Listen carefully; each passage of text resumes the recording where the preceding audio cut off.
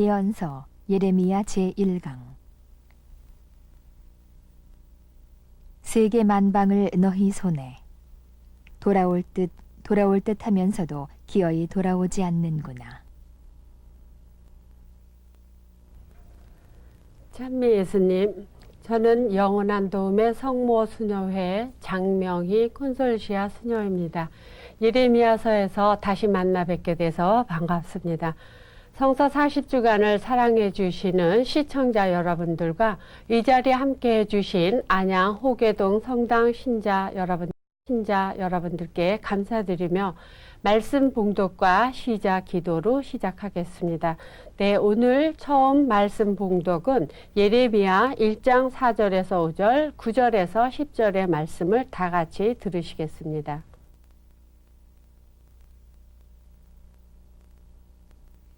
내가 받은 야훼의 말씀은 이러하였다. 내가 너를 점지해 주기 전에 나는 너를 뽑아 세웠다. 네가 세상에 떨어지기 전에 나는 너를 만방에 내 말을 전할 나의 예언자로 삼았다. 그러시고 야훼께서는 손을 내밀어 나의 입에 대시며 이르셨다. 나는 이렇게 나의 말을 너의 입에 담아준다. 보아라. 나는 오늘 세계 만방을 너의 손에 맡긴다. 뽑기도 하고 무너뜨리기도 하고 멸하기도 하고 헐어버리기도 하고 세우기도 하고 심기도 하여라.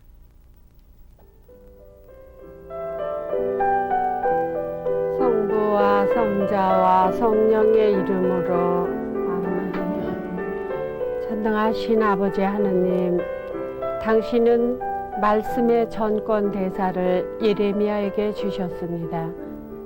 예레미야는 나약하고 부족한 가운데서도 당신의 말씀을 끝까지 성실하게 전파하였습니다.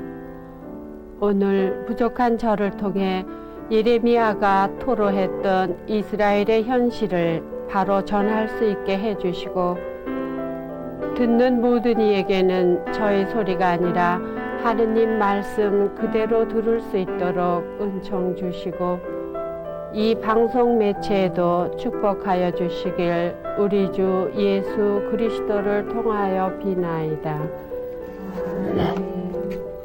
네, 예레미야가 활동하던 시기는 이스라엘 역사상 가장 암울하고 참담한 생활을 하던 때였습니다.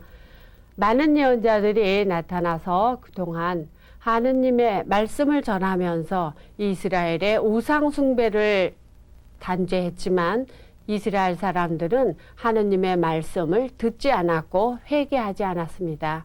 그래서 예레미야가 예고한 대로 유다 왕국은 망하게 되는 비운을 겪게 되죠.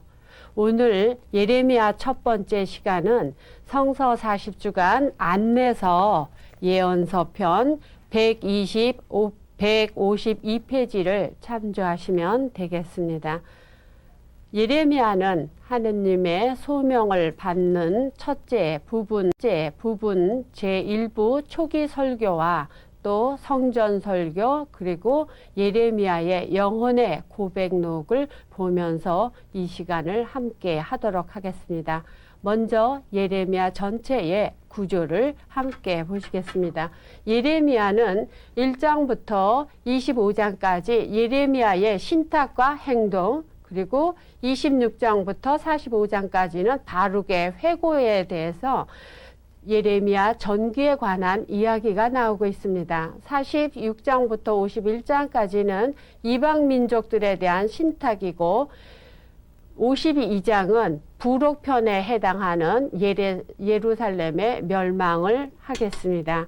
네, 그러면 예레미야의 구분과 내용을 보시면서 이 시간 어떻게 함께 할 것인가를 보겠습니다.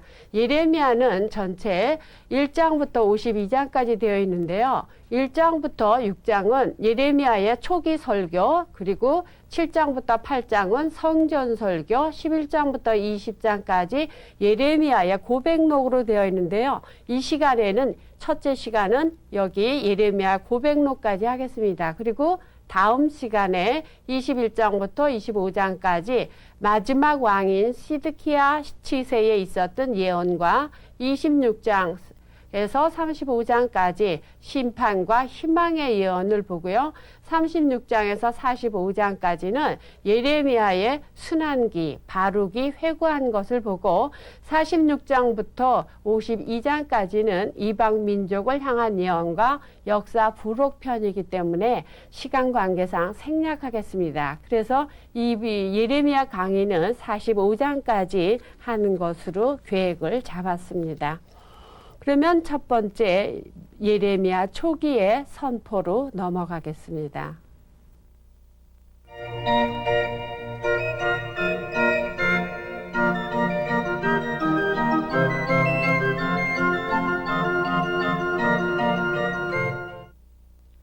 예레미야의 소명이 1장 4절에서 11장까지 나오는데요. 예레미야는 순환과 고통으로 점철된 자기 예언자 시대의 예언자의 삶이 어떻게 이루어지게 되었는가를 체험적으로 말해주고 있습니다. 1장 5절에 보면 내가 너를 점지해 주기 전에 나는 너를 뽑아 세웠다. 내가 세상에 떨어지기 전에 나는 너를 만방에 나의 말을 전할 나의 예언자로 삼았다. 예언자는 하느님으로부터 철저하고도 완벽한 흡수를 당하는 그런 체험을 하고 있습니다. 월드컵 축구에서 이긴 팀이 이렇게 얘기를 했죠. 왔노라, 싸웠노라, 이겼노라. 네, 아주 자기네 승리를 강하게 표현하는 말이죠. 하느님은 예레미야 예언자를 부르실 때 강한 어조로 나는 너를 모태에서 빚어지기도 전에 너를 선택했노라. 또 나는 너를 태중에서 나오기도 전에 너를 성별했노라. 나는 너를 나의 말을 전할 예언자로 세웠노라. 그래서 선택했노라, 성별했노라, 세웠노라 이렇게 완벽한 부르심 앞에 나약한 예레미야는 6절에서 나의 주님 보십시오. 저는 아이라서 말을 하지 못합니다. 이렇게 사양을 합니다. 무슨 말을 해야 할지도 모르겠고 아직 예언자로 나타나기는 너무 나이가 어리고 젊다는 이유로 거절을 합니다. 그러나 하느님은 필요할 때마다 무슨 말을 해야 할지 가르쳐 주겠고 너가 위험할 때 내가 함께 해 주겠다 하면서 예레미야를 예언자로 약속을 하십니다. 그러면서 하느님은 당신 손을 예언자의 입에 대시고 예언할 능력을 부여하시면서 정권 대사를 주십니다. 그래서 10절에 보아라 나는 오늘 세계 만방을 너의 손에 맡긴다. 뽑기도 하고 무너뜨리기도 하고 멸하기도 하고 헐어버리기도 하라. 이렇게 앞에 네 가지는 부정적이고 파괴적인 행동이고 뒤에 두 가지는 세우기도 하고 심기도 하여라 하면서 건설적이고 긍정적인 행동을 하라고 말씀하십니다. 이것이 바로 예레미야 예언의 집약이고 핵심 구절입니다. 이로써 예레미야는 하느님의 대변자로서 앞으로 뼈아픈 고난과 가혹한 시련이 있음을 보여줍니다. 이어서 하느님은 예레미야에게 두 가지 환시를 보여주십니다. 첫째 환시가 11절에 나오죠. 예레미야에게 예레미야야 무엇이 보이느냐? 네, 감복숭아가 보입니다. 그러니 하느님이 그래 잘 보았다. 이제 예레미야는 두 가지 환시를 통해서 첫 번째 감복숭아를 이야기하는데요. 감복숭아는 샤켓이고 그 다음에 하느님의 말씀이 그래, 잘 보았다. 이제 내가 하는 말이 이스라엘에서 지켜지는지 안 지켜지는지 내가 이제 깨어서 지켜보겠다 하는 쇼케트와, 그래서 샤케트와 소케트의 비슷한 발음으로 감복숭아의 특성, 즉 이른 봄에 먼저 피는 이 꽃의 특성을 보면서 하느님께서 당신 말씀을 지켜보시겠다는 것과 연결이 되죠. 그 다음에 둘째 환시가 13절에 무엇이 보이느냐, 그러니까 끓는 솥물이 북쪽에서 쏟아내리려고 합니다. 이것은 북쪽에서 재앙이 닥쳐와 예루살렘이 전쟁에 휘말리게 될 것이다 라는 환시를 보여주죠. 이로써 예레미야는 하느님께서 이제 단단히 방비된 성처럼 새기둥, 놋담처럼 예레미야를 무장시키는 것을 보면서 적수들의 공격이 만만치 않음을 보여줍니다. 하느님은 이 예레미야에게 이러한 환시를 보여주면서 이제 앞으로 이스라엘의 험난한 이야기를 예레미야가 다 수행할 수 있도록 힘을 주십니다. 이렇게 예레미야는 하느님께 정말 완벽한 부르심 앞에 예레미야는 그냥 흡수당하면서 예언자의 삶이 시작됐다라고 회상하면서 앞으로 이스라엘의 심판과 회복의 기능을 동시에 실현할 것을 우리에게 보여주고 있습니다. 네, 그 다음은 초기 설교가 2장부터 6장까지 되는데요. 예레미야서는 산문과 운문이 내용이 아주 다릅니다. 그래서 운문은 예레미야까지 소급이 되는 원초적인 신탁으로서 1장에서 25장까지 나오고요. 산문으로 되어 있는 것은 예레미야에 대한 전기와 설교로서 그 후반부에 해당이 됩니다. 바로 여기에서는 신명기적인 용어와 신학 사상들이 반영이 되어 있습니다.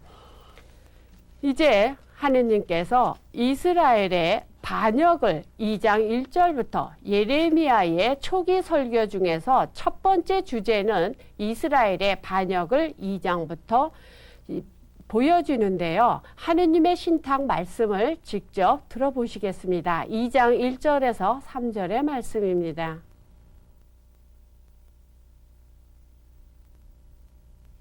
야훼께서 나에게 이런 말씀을 내리셨다.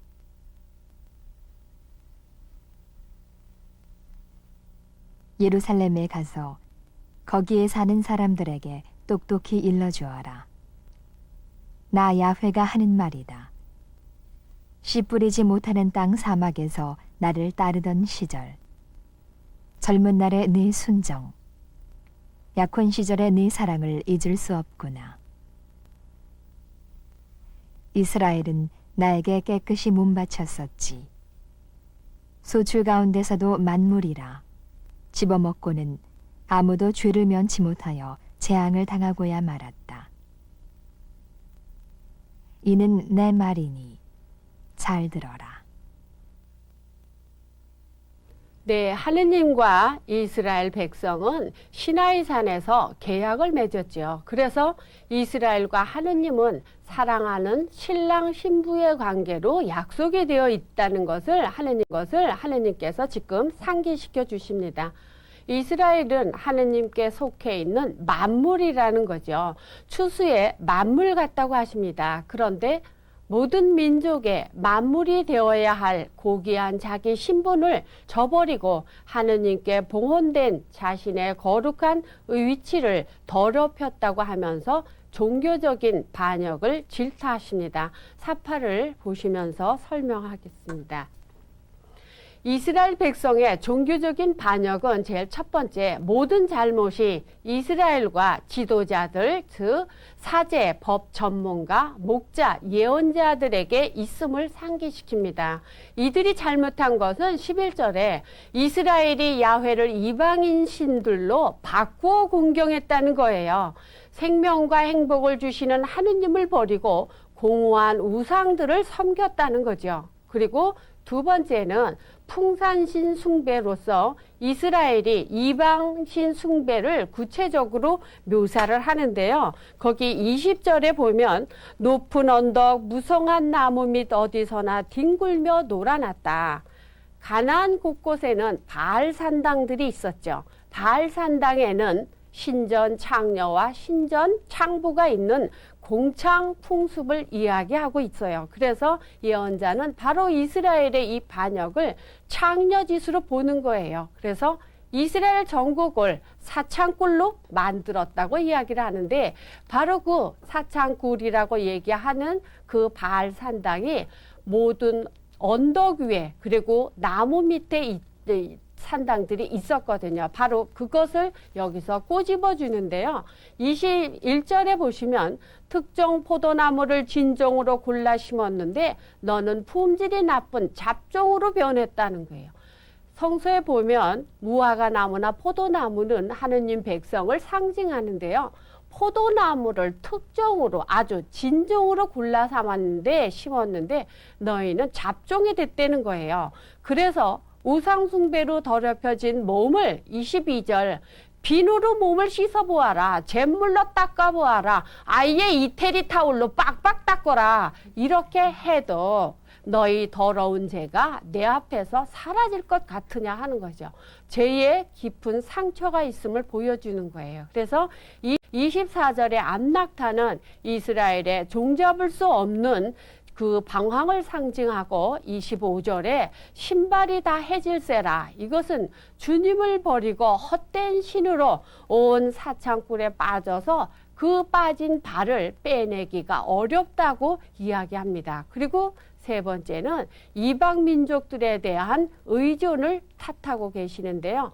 이스라엘이 거슬린 잘못 중에 하나는 자신들의 안전을 하느님께 두지 않고 이방 민족에게 두었다는 거예요. 그래서 36절에 보면 손바닥을 뒤집듯 여기에 붙고 저기에 붙고 어떻게 그럴 수가 있느냐. 그래서 이스라엘은 에집트에 붙었다 아시리아에 붙었다 하면서 결국은 거대한 바빌론의 무력 앞에 무너졌거든요. 그래서 하느님이 자신의 거룩한 신분을 망각하고 이스라엘이 나쁜 길을 가고 있는 그 어리석음을 통탄하고 있는 것입니다. 그 다음에 두 번째 주제가 3장 2절에서 4장 4절까지 나오는데요.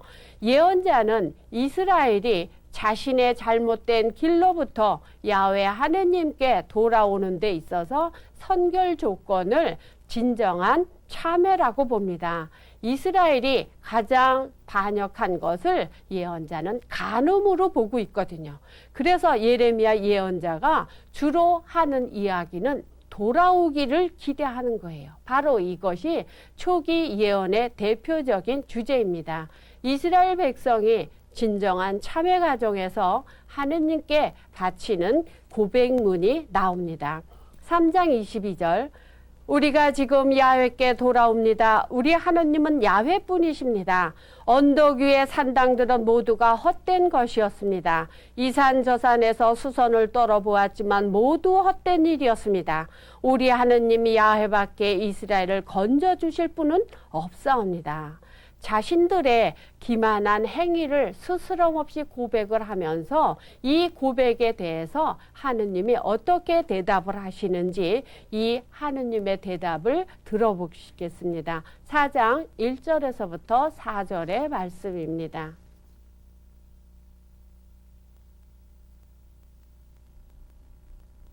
이스라엘아, 돌아오고 싶거든 어서 나에게로 돌아오너라.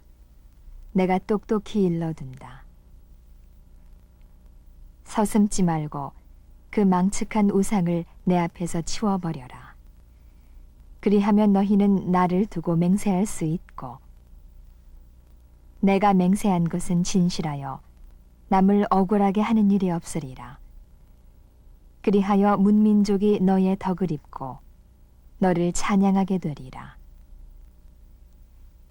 이제 나 야훼가 유다 국민 예루살렘 시민에게 말한다. 엉겅퀴 속에 씨를 뿌리지 말고 땅을 새로 갈아엎고 심어라. 유다 국민들아, 예루살렘 시민들아, 할례를 받아 나에게 몸을 바쳐라. 마음의 수수를 받아라.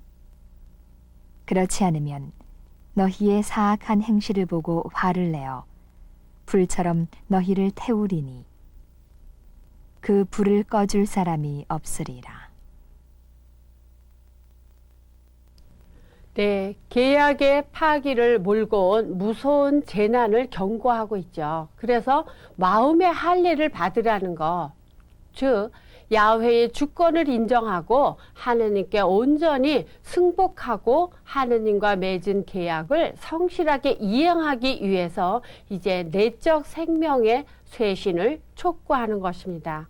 이어서 세 번째 주제가 4장 5절에서 5장 31절까지 나오고 있는데요. 세 번째 주제는 불가피한 재앙입니다. 2장에서 우리는 이스라엘의 반역을 보았고 3장에서 돌아오기를 바라는 회개의 촉구를 보았죠. 이제 4장에서 이스라엘이 돌아오지 않기 때문에 하느님의 무서운 징벌이, 하느님의 심판이 임박했음을 보여줍니다. 이스라엘의 죄악이 너무 깊어서 이스라엘을 바꿔놓을 수 있는 운명은 이제 지나갔다는 거예요. 그러면서 하느님께서 4장 15절에 단에서 베텔에서 이미 북쪽에 민족이 쳐들어오는 것을 이야기하고 있고 이미 적의 공격이 이스라엘 영토 안에 들어왔다고 선포합니다. 그래서 징벌의 불가피성을 강조하는데요. 이로써 드디어 예레미야가 첫 환시에서 본 부글부글 끓는 솟물이 북쪽에서 내려오려고 한다 하는 것이 이제 역사적 현실로 다가오고 있는 거예요. 예언자는 주님의 경고가 자신을 통해서 백성들에게 전달되지 못하는 걸 보면서 백성들이 안 듣기기로 작정한 것을 보면서 분노에 휩싸이면서 예레미야는 고통을 겪고 있습니다. 어떤 군인이 군대에 가서 첫 부대 배치를 받고 상관에게 신고를 하러 갔습니다. 상관이 귀관의 이름이 무엇인가? 예, 안 듣깁니다. 귀관의 이름이 뭐냐고? 예, 안 듣깁니다. 야, 내 이름이 뭐냐고? 예, 안 듣기입니다. 예, 이름이 안 듣기라는데 아무리 불러봐도 안 듣기는 안 듣기죠. 저는 예레미야를 읽을 때마다 그때 이스라엘 사람들의 이름이 안 듣기 아닌가 싶은 생각이 들어요. 그래서 6장 10절에 예레미야가 분통을 터뜨립니다. 그런 말을 누구에게 하라는 것입니까? 일러준들 그 누가 듣겠습니까? 보십시오. 귀를 틀어막고 들으려고 하지도 않습니다. 보십시오. 야훼의 말씀쯤은 우습게 하라. 아예 들을 마음이 없습니다. 야훼의 노여움이 속에서 부글거려 저는 견딜 수가 없습니다. 이 말씀의 배경은 예레미야가 신명기 개혁의 황멸을 느껴서 잠시 예언자의 직을 방관하고 있다가 여호야킴 왕이 즉위할 때 나타나서 토해낸 말씀입니다. 이거에 대해서 하느님이 11절에 계속하는 말씀은 그렇거든 너의 분노를 당장 쏟아놓아라. 그러면 내가 아비오미 하라비 할미 모두 다 붙잡혀가게 할 것이다. 바로 하느님의 분노가 징벌로 이어진다는 것이죠. 이래서 이스라엘 백성은 주님의 두 가지 초대를 거절했다는 거예요. 6장 16절에 보면 옛부터 있는 길을 물어보아라. 어떤 길이 나은 길인지 물어보고 그 길을 가거라. 그래야 평안을 얻으리라고 하였지만 너희는 그대로 하기 싫다고 하였다. 여기서 옛부터 있었던 길이 뭐냐? 생명을 가져다 주는 계약의 길이죠. 여기에는 신명기 30장에 나오는 계약의 경신례를 반영하는데요. 여러분들은 신명기 하면 생각나는 게 있죠? 뭐가 있어요? 예, 저는 신명기를 강의할 때 아주 이 신명기 하면 살래 죽을래를 아주 쇠뇌를 시켜놓는데요. 하느님이 뭐라고 그러셨느냐. 너희들이 살고 싶으냐? 그러면 계약을 지켜라. 너희들이 죽고 싶으냐? 그러면 계약을 어겨서 하느님의 저주를 받아라 하는 거죠. 그러니까 이스라엘의 살 길은 당연히 하느님의 계약을 성실하게 지켜서 하느님 백성이 되어야 되는데 이스라엘은 그것을 저버렸다는 거예요. 그리고 두 번째가 17절에 그래서 나는 보초를 세워주고 하느님의 경고를 귀담아 들어라 이렇게 했는데 이스라엘은 역사상 많은 예언자들이 나타났죠. 많은 예언자들이 나타나서 하느님의 계약에 충실하게 살아라고 이야기해 줬어요. 그러나 이스라엘 사람들은 안 듣기기로 작정을 했기 때문에 하느님이 여기에서 경고를 무시했다는 거예요. 나팔 소리가 나거든 잘 들으라고 일렀지만 너희는 듣기 싫다고 안 듣고 귀를 막았다는 거죠. 그래서 18절에 내가 이제 나의 백성에게 무슨 일을 할 것인지 들어라 하는 거예요. 바로 신명기 계약 정신에서 30장에서 그렇게 얘기를 했죠. 너희들이 이 계약에 충실하게 지키면 나가나 들어가나 복을 받고 너희가 이 계약을 지키지 않으면 나가나 들어가나 저주를 받는다고 그랬어요. 그래서 이제 북방에 민족들이 침입을 해오는 것이 하느님의 재앙으로 알려주는 거죠. 27절에서 30절까지 모든 것을 용광로의 뜨거운 불로 태워버리듯이 재련사의 표징을 통해서 이스라엘은 이제 돌이킬 수 없는 재앙을 맞게 되었다는 거. 재앙의 필연적인 것은 이스라엘의 반역이고 죄악을 고발하는 것이 지금까지 한 4장에서 6장의 말씀을 총체적으로 여기에서 수렴을 하고 있는 것입니다. 과연 안 듣기기로 작정한 백성이 이스라엘 뿐인가요? 우리나라도 IMF 맞기 전에 많은 사람들이 과소비다, 거품 경제다, 빅뱅이다 하면서 우려를 많이 했죠. 뿐만 아니라 하늘에서 바다에서 땅에서 연이어 일어나는 대형 사고를 보면서 안전 불감증에 걸린 것을 경고했지만 우리는 이미 IMF를 맞고 있습니다. 해마다 연중 행사처럼 반복되는 물난리는 수해 대책은 어떻게 된 것이에요? 같은 지역에서 같은 방법으로 물난리가 나는 이런 것을 보면서 과연 안 듣기로 작정한 백성이 이스라엘 뿐인가? 우리가 지금 이 시점에서 하느님의 말씀에 우리의 현주소를 비춰보는 것이 어떨까요? 다음은 제2부 성전 설교로 넘어가겠습니다.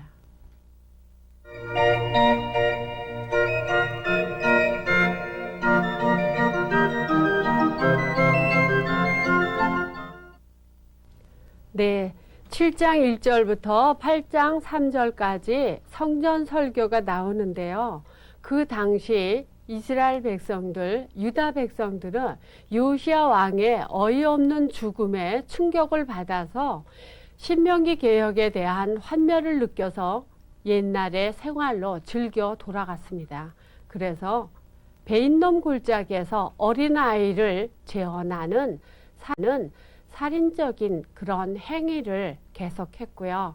더군다나 아하즈 왕이나 므낫세 왕은 자기 왕자를 불에 태워서 바치는 광신적인 우상 숭배를 한 사람들입니다. 그들은 이렇게 죄악을 지으면서도 성전에 들어가서 하느님께 제사를 드리면 그 죄가 용서받는다고 생각을 했습니다. 그래서 마음으로는 우상 숭배를 하면서 발바닥만 성전에 들어가는 그 사람들을 보며 예레미야의 마음이 아파옵니다. 그래서 예레미야는 외칩니다.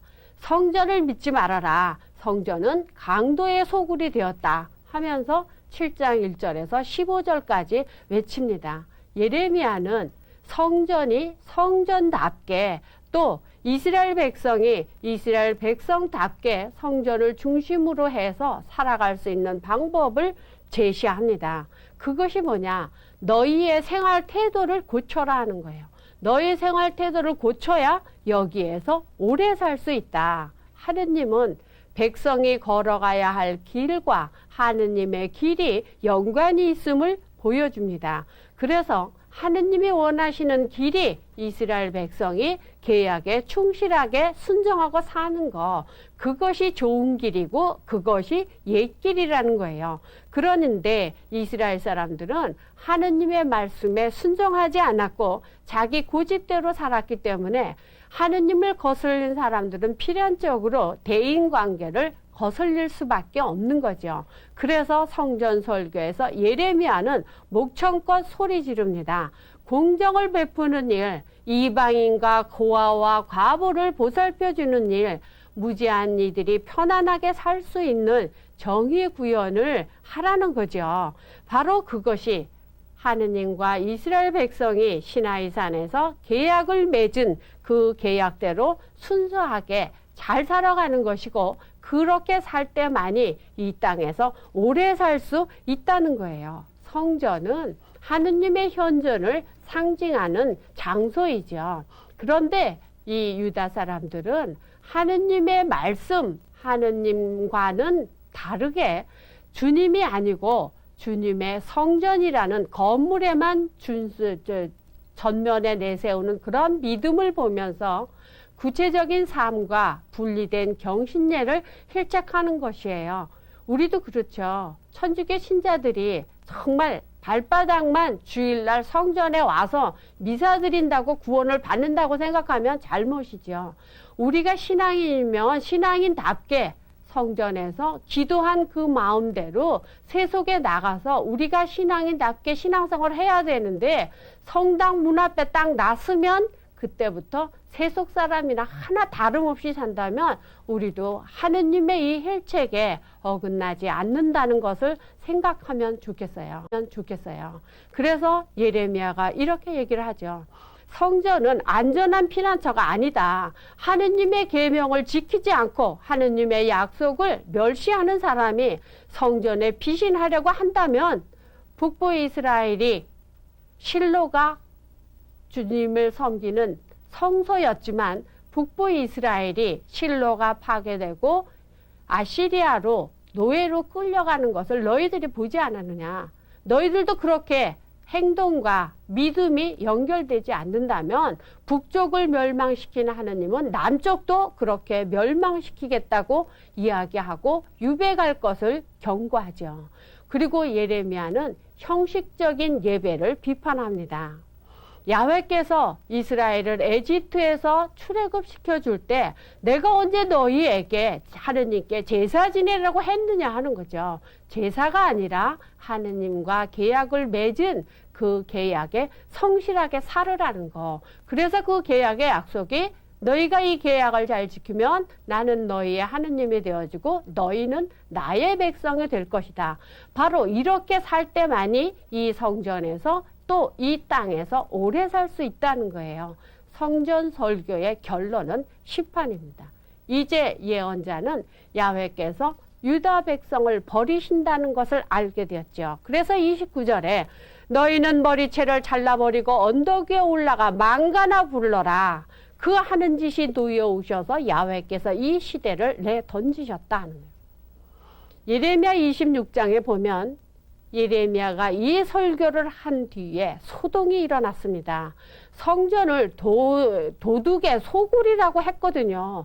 도둑의 소굴이기 때문에 파괴될 것이다. 이런 예언을 들은 이스라엘 사람들의 그 충격을 우리는 쉽게 상상해 갑니다. 수녀인 제가 명동성당 마당에 가서 교회가 썩었다. 그래서 명동성당이 파괴될 것이다. 이렇게 했다고 생각해 보세요. 저를 그냥 두겠어요? 당장 그 건방진 수녀 어떻게 해라 이럴 거 아니겠어요. 그래서 예레미야는 사제들과 예언자들이 붙잡아서 죽이려고 합니다. 그런데 예레미야는 붙잡혀 가면서도 모두들 자기 갈 길을, 제 갈 길을 똑바로 가고 행실을 고쳐라. 주님께 순종하면 이곳에 내리겠다고 하는 재앙을 거두실 것이다 라고 하면서 경고합니다. 여호야킴 왕이 가만둘 리가 없죠. 그래서 예레미야는 이제 길고 긴 순환이 시작되는 것입니다. 예레미야는 하느님 안에서 이스라엘 백성들이 악과 씨름하고 있는 신비를 보고 있습니다. 성서를 읽으면서 같은 낱말이 반복되면 거기에 핵심이 있다는 거 아시죠?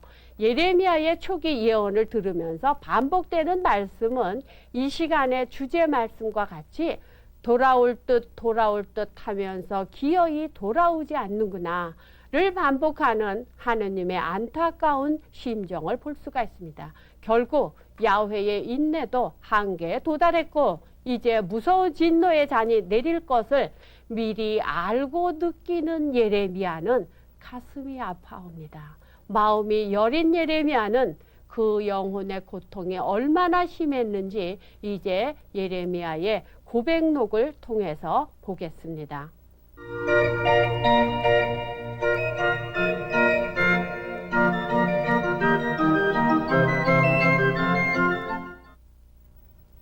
개인 일기와 같은 이 고백록은 예레미야 예언서의 핵심 부분입니다.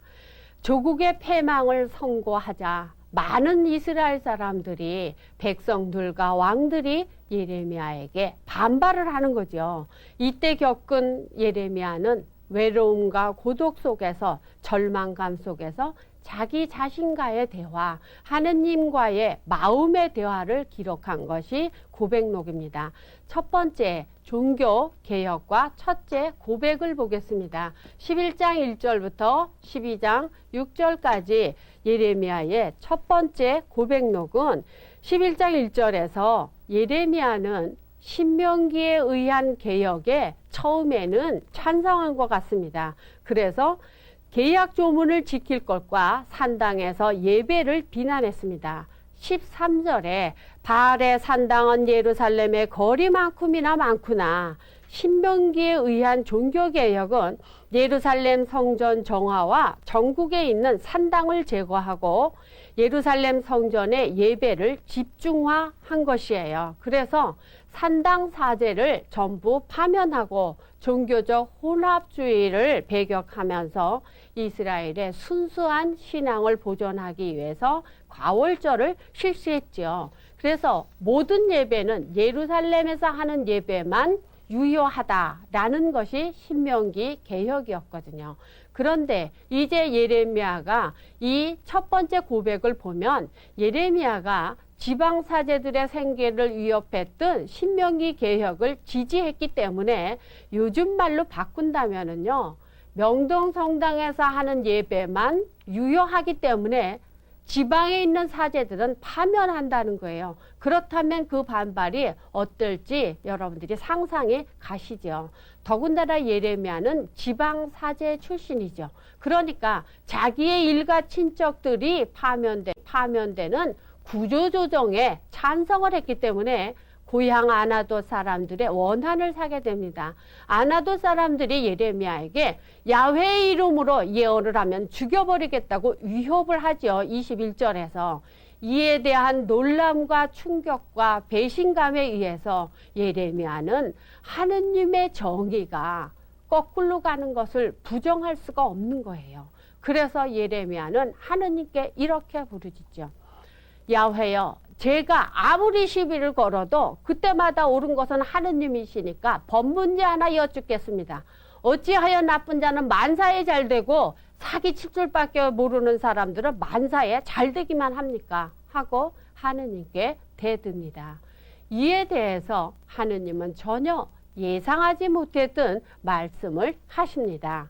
12장 5절에 보면 내가 사람과 달리기를 하다가 지쳐버린다면 어떻게 말과 달리기를 하겠느냐. 편안한 곳에서 마음 놓고 살 수 있다면 너희 집, 너희 식구, 너희 동기들이 너를 헐뜯어 배신하지 않았느냐. 그러니 그들이 정답게 말을 걸어오더라도 믿지 말라는 거예요. 이 대답은 아직 당해야 할 어려움이 많은데 아직 시련의 시초에 있는데 벌써부터 불평할 때가 아니라는 거죠. 그 수수께끼 같은 불평을 터뜨려서는 안 된다는 거예요.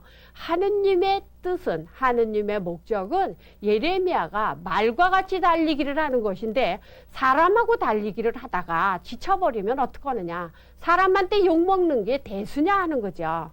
두 번째는 모시 잠방이의 상징과 둘째 고백이 나옵니다. 하느님은 예레미야에게 모시잠방이를 사다가 바빌론으로 가는 바위 밑에 숨겨두래요. 그리고 세월이 흐른 다음에 가서 꺼내보라고 그래서 꺼내보니까 그 모시잠방이가 다 썩어서 쓸모없이 된 거예요. 그럴 때 하느님의 말씀이 내리죠.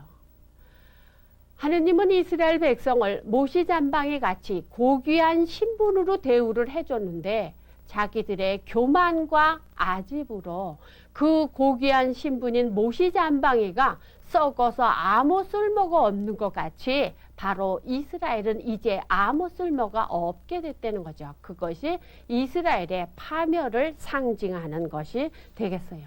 이렇게 이야기를 하자, 모시잠방의 심판 선언을 하자, 백성들이 왕들이 또 예레미야를 거슬러서 들고 일어납니다. 그래서 예레미야의 신앙은 아주 절망의 구렁텅이로 빠졌고 야훼께서 세상을 올바로 이끄신다는 신앙조차 의혹을 느끼게 되는 것입니다. 그래서 예레미야는 격한 어조로 자신의 분노와 미움을 토로하면서 하느님께 이렇게 부르짖습니다. 불행의 나락에 선 사람들은 어머니 품에 어렸을 때 어머니 품에 안겨서 통곡하고 싶은 마음, 그리고 위로받고 싶은 마음, 그런 어머님께 대한 그리움이 이제 원망으로 바뀝니다. 모든 사람을 거슬러 싸워야 되고 모든 사람들에게 적대감만 일으키는 예언자의 삶에서 아무 의미도 찾지 못하는 지금 예레미야는 자기 어머니를 원망합니다. 10절에 어머니 왜 나를 낳으셨습니까? 온 나라 사람들이 다 나에게 시비를 걸고 싸움을 걸어옵니다. 나는 아무에게도 빚을 진 일도 없고 빚을 준 일도 없는데 사람마다 저놈 잡아라 이렇게 저주를 하니 내가 어떻게 살겠느냐 하는 거죠. 16절에 그래도 처음에는 자부심을 갖고 예언자로 부르심을 받은 것에 대해서 16절에 말씀이 내리는 대로 저는 받아 삼켰습니다. 이 몸을 주님의 것이라 불러주셨기에 마음이 흐뭇하기만 했습니다. 그래서 저는 남들처럼 인생을 즐겁게 살고 싶지만 남들처럼 웃으며 깔깔대는 자와 어울리지도 않았고 주님의 손에 잡힌 몸으로서 세상의 왕따가 되어서 이렇게 홀로 앉아서 우라가 치밀어 오른다고 이야기하고 있습니다. 끝없는 고통 속에서 예레미야는 드디어 하느님께 대듭니다. 하느님 앞에서 토해내던 탄식이 결국 그분에 대한 원망으로 뒤바뀝니다. 그래서 18절에 왜 괴로움은 이렇게 끝이 없습니까? 마음의 상처는 나을 것 같지도 않습니다. 주께서는 물이 마르다가 또 흐르고 흐르다가 또 마르는 도대체 믿을 수 없는 또랑같이 되셨다는 거죠. 하느님이 나를 예언자로 뽑은 거 맞아? 하는 거예요. 어떻게 보면 하느님이 나를 지켜주는 것 같고 이렇게 사람들한테 죽을 고생을 할 때는 하느님이 내 옆에 없는 것 같고 내가 이게 예언자 소명을 받은 게 이게 맞느냐 하는 거죠. 그래서 자신의 신앙까지도 다 뒤집어 엎는 절망과 한탄 속에서 예레미야의 이 원망 섞인 대답에 하느님은 다시 한번 전혀 예상치 못한 대답을 하십니다. 19절에 그런 시시한 말 하지 말래요. 그리고 너가 백성에게 돌아가면 안 된다는 거죠. 백성이 너에게 돌아와야지 내가 백성에게 돌아가서는 안 된다는 거죠. 인간적인 한계를 극복해야 한다는 거예요. 그러니까 그런 쓸데없는 말 짓거리지 말고 주님의 참된 대변자로서 함께하면 내가 언제나 너와 함께 하겠다 하는 약속을 해주시죠. 세 번째 예언자의 생과 셋째 고백이 16장에서부터 17장까지 나오는데요. 예언자의 생은 상징이랍니다. 하느님은 예언자에게 장가갈 생각도 하지 말고 자녀를 둘 생각도 말고 잔치집도 초상집도 가지 말래요. 아예 모든 인간관계는 다 끊어버리라는 거죠. 모든 사람의 관계를 끊어버리고 이제 모든 인간의 희노애락을 다 끊어버리고 모두 다 침묵 속에 묻어버리고 예언자는 예언자의 직무 때문에 가슴앓이를 하면서 하느님께 부르짖고 있습니다. 그런데 지금 예레미야는 몹시 아픈가 봅니다.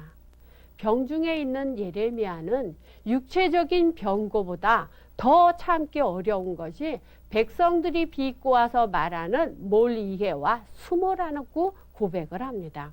17장 14절에서 야훼여 저를 어루만져 주십시오. 마음의 상처를 고쳐 주십시오. 저를 성한 몸으로 되게 해 주십시오. 이 백성이 저를 비꼬아 말하는 걸 좀 들어보십시오. 영혼 안에서 끓어오르는 고뇌를 하느님께 대한 신뢰까지 뒤흔들어 놓습니다.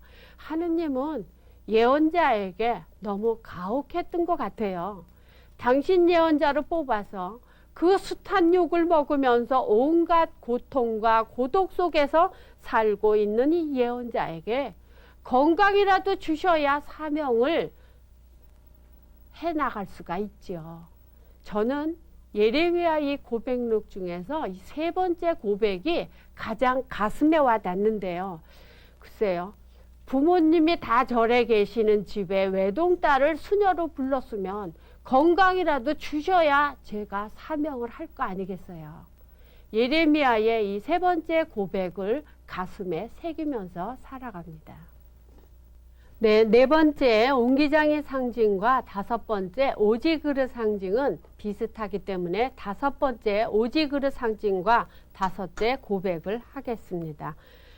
예레미야는 오지그릇을 사다가 사람을 제물로 바치는 장소인 베인놈 골짜기에 가서 사람들이 보는 앞에서 깨어버리라는 것이에요.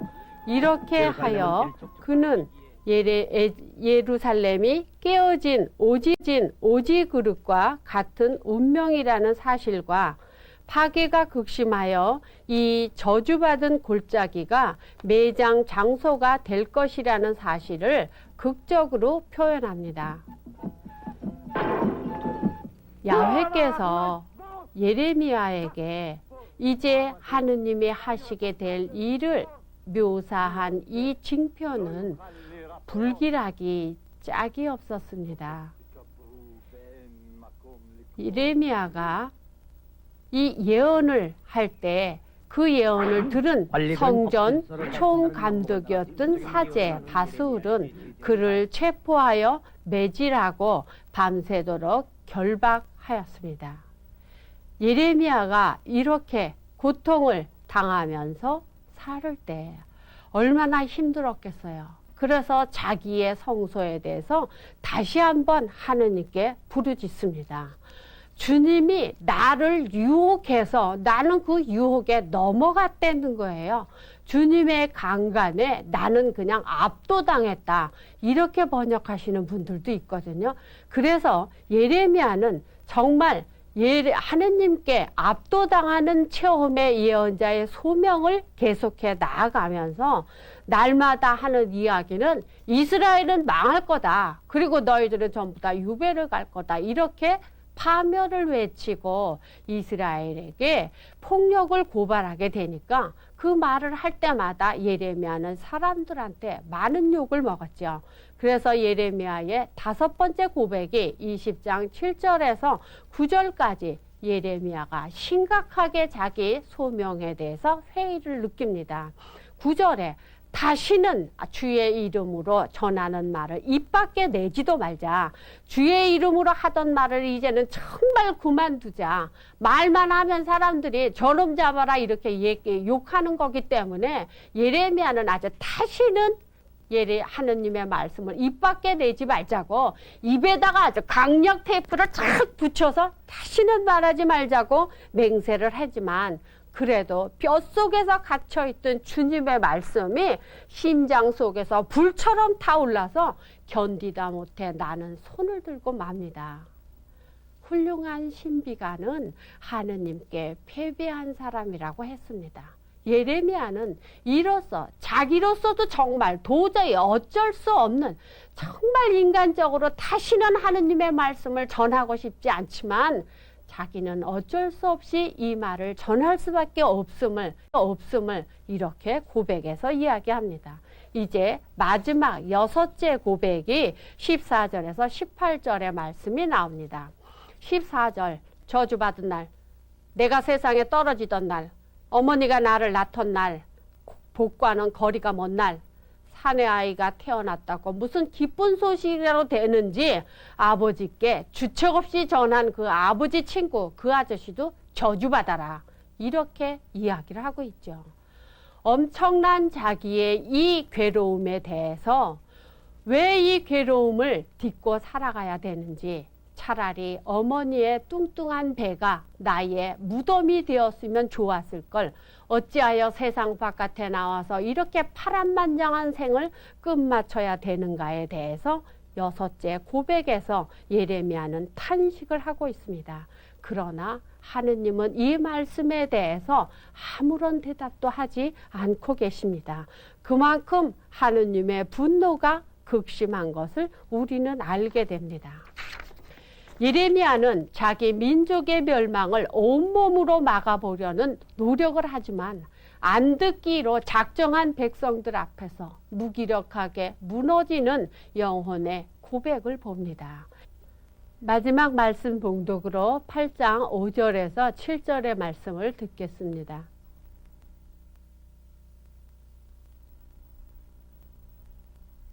그런데 이 백성은 나를 배반하고 돌아오지 않으려고 버티니 될 말이냐.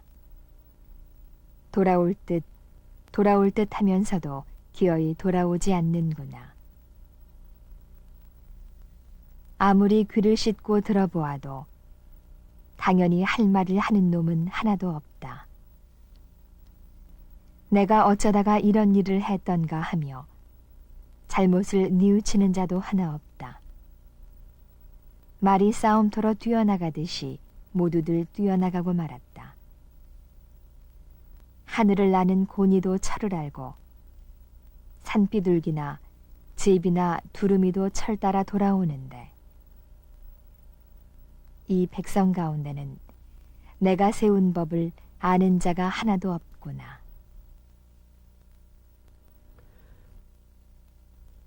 돌아올 듯 하면서 기어이 돌아오지 않은 백성들을 보며 예레미야는 가슴이 저려옵니다.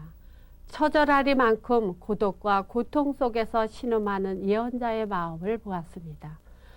우리나라에도 이토록 가슴이 저리도록 나라를 걱정하는 예언자나 나라의 지도자들이 우리 안에 있기를 희망하면서 오늘 강의를 마치겠습니다. 다음 시간은 예레미야 2번째 시간으로 21장 이후를 하겠습니다. 기도로 마치겠습니다.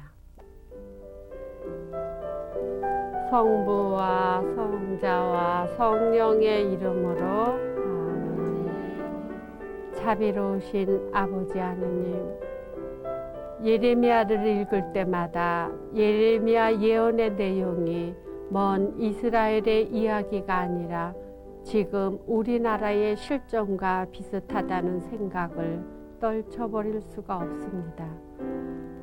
참으로 이 세대의 어지러움을 보며 가혹하리만큼 혹독한 하느님의 힐책에 우리들의 가슴을 두드리게 해 주옵소서.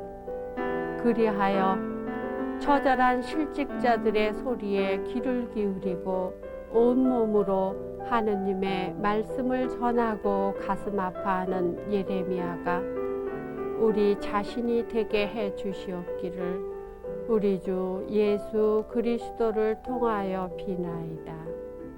아멘. 성부와 성자와 성령의 이름으로